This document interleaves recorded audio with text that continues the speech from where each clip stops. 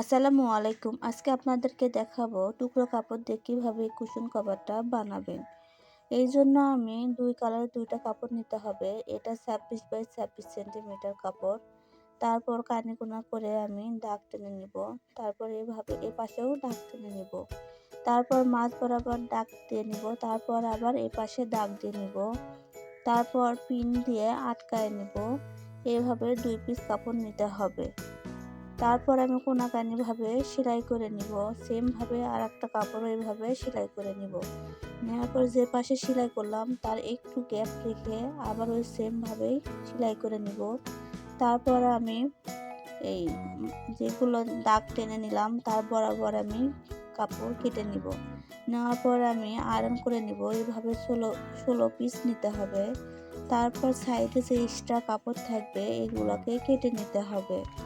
তারপরে আমি এইভাবে সাজায় নিব।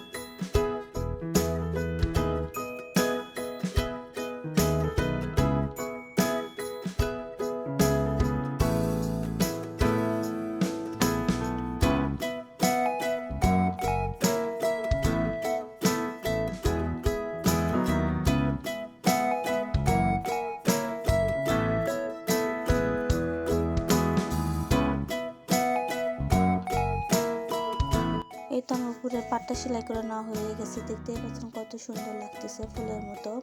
এই আয়রন করে নেওয়ার পরে আমি চারপাশে 5 সেন্টিমিটার চওড়া কাপড় লাগায় নিব। এরপর 2 পিসের কাপড় নিব 50 বাই 25 সেন্টিমিটার আর একটা 50 বাই 41 সেন্টিমিটার। এরপর কাপড় ভাঁজ করে সেলাই করে নিব। সেম ভাবেই আমি আর একটা কাপড়ও আমি ভাঁজ করে সেলাই করে নিব।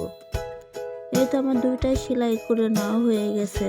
এরপর ওই যেটা আমি প্রথম উপরে পাটটা সেলাই করলাম তার উপরে এটা রেখে 2 পাশে আমি সেলাই করে নিব।